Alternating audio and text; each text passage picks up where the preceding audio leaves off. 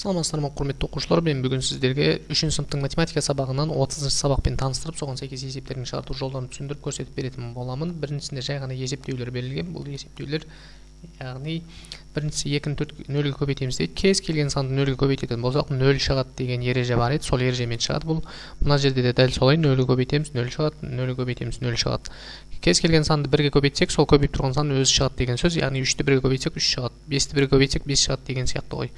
9-ды 1-ге бөлсек, кез келген санды 1-ге бөлсек, сол санның өзі шығады. Яғни 9-ды 1-ге бөлсек 9 шығады. 5-ті 5-ге, яғни кез келген санды өзін өзге бөлсек 1 шығады деген ереже бар. Соларға сәйкес, яғни жауаптарын анықтап көрсетіп аламыз. Келесі есеп. Мына жерде берілген шамаларды салыстырыңдар дейді. Салыстырып шығамыз. 5 метр квадрат пен 45 метр квадраттың қосындысы 51 дециметр квадраттан үлкен ба, кіші ме деп сұрап тұр бізден. Метр квадрат дегендіктен бұл жерде үлкен болады әлбетте. 5 метр квадратқа 45 метр квадратты қоссақ 50 метр квадрат болады. 50 метр квадратымыз 51 дециметр квадраттан үлкен болады. Себебі метр квадрат дегеніміз дециметр квадраттан үлкен шама, сондықтан бұл одан 1000 есе үлкен болады. Келесі, яғни метр квадрат пен дециметр квадратты салыстыратын кесте бар еді, сол кестемен салыстырып шықсаңдар болады. Келесі 9 метр квадрат пен 8 дециметр квадратты салыстырамыз. Әлбетте 9 метр квадрат үлкен болады. Кейінгісі 35 метр квадратты 7-ге бөлеміз, сол кезде 5 метр квадрат шығады. 5 метр квадрат пен 6 сантиметр квадратты салыстырамыз. Әлбетте метр квадрат үлкен болады бұл жерде, яғни мәндері алдындағы коэффициент, яғни сандары кіші болғанымен оның шамалары үлкен болып тұр. Яғни метр квадрат пен сантиметр квадратты салыстыру кезінде олардың айырмашылығы 1000 сантиметрге айырмашылық болады. 1000 сантиметр квадрат. Сондықтан 10.000 сантиметр квадратқа, яғни сондықтан бұл жерде 5 метр квадрат дегеніміз ол 50.000 сантиметр квадратқа айналып кетеді. 6 сантиметр квадратпен салыстырған кезде ол әлбетте 5 метр квадрат деген үлкен болып шығады.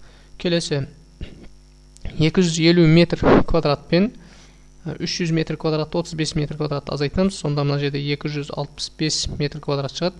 Әлбетте екеуінде де шамалар бірдей, екеуінде де метр квадрат берілген, сондықтан салыстыру біз үшін қиын емес. Мына сандарына қарап қоя саламыз. 250 мен 265 қайсы біреу үлкен? Әлбетте 265 үлкен.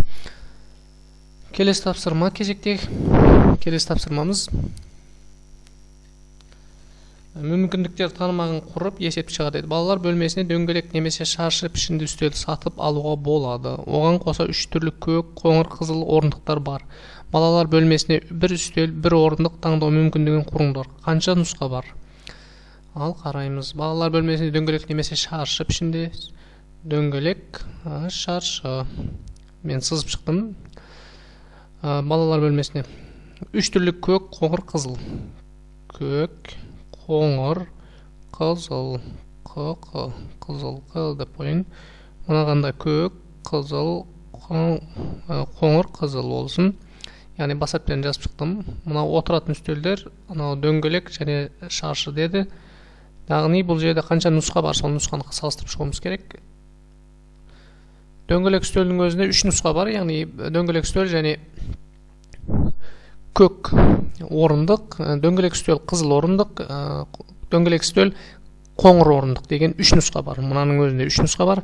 Шаршымен тағы қарастыратын болсақ, жеке-жеке, яғни шаршы үстелмен бір көк орындық, бір нұсқа, шаршымен қызыл қоңыр орындық 2 нұсқа, шаршымен қызыл орындық 3-ші нұсқа. Демек 3-3-тен жалпы 6 нұсқа бар екен.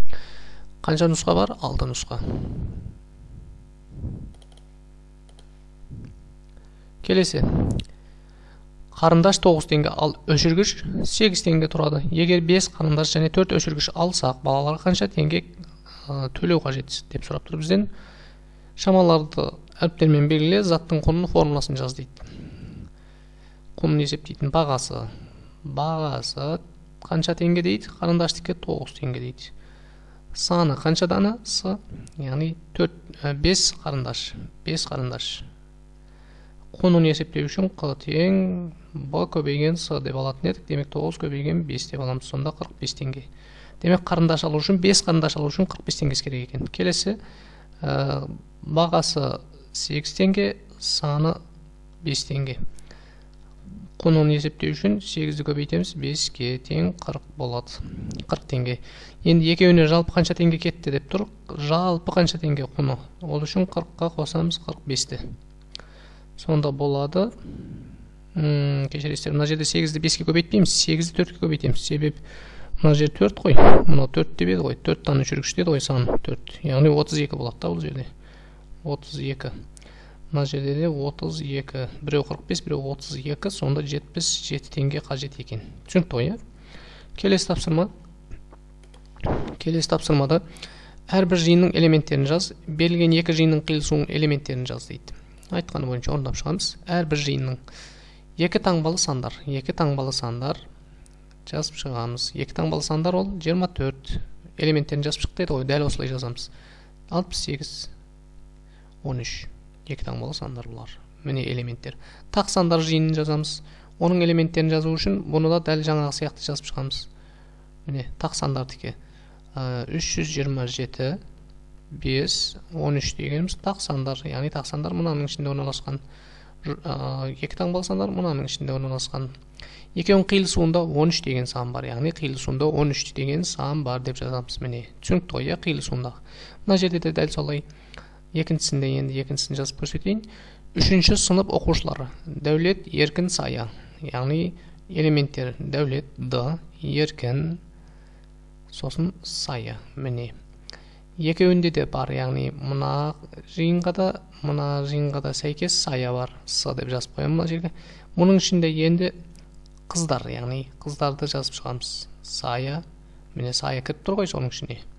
Айгүл, А, Маржан, М деп жазамыз. Міне осы элементтер, яғни бұл қыздар деген қыздардың жиынындағы элементтер. Мынау жалпы екеуіне де кіретін ортада қиылысу, мына сұрақ белгісінің орнындағы.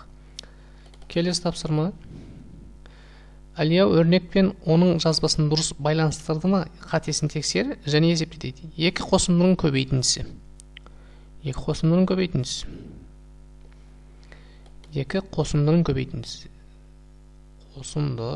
Қосынды, мына жер көбейту болады. Түсінікті ғой, яғни қате жазылыпты. Мына біреуінде қате болған екен, осылай болуы мүмкін. Екі қосындының көбейтіндісі десе, осындай жақшамен жазылады, екеуі қосылады, сосын көбейеді.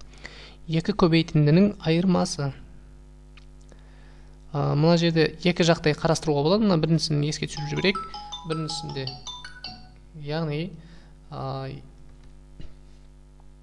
не істеуге болады бұл жерде?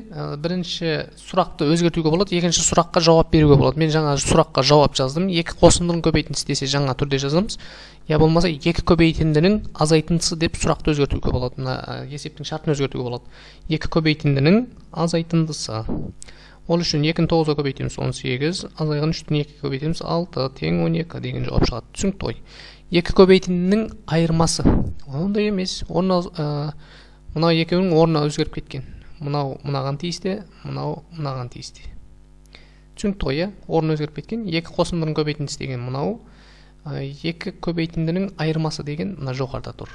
Есептейміз. 2-ге 5-ті қостық 7, 7-ні көбейтеміз, 3-ге 2-ні қостық 5 тең. Көбейтінді қанша болады? 35. Қосынды мен санның бөліндісі. Дұрыс айтып тұр бұл жерде. 22-ге 5-ті қосамыз 27, оны 3-ке бөлеміз, сонда шығады 9 деген жауап.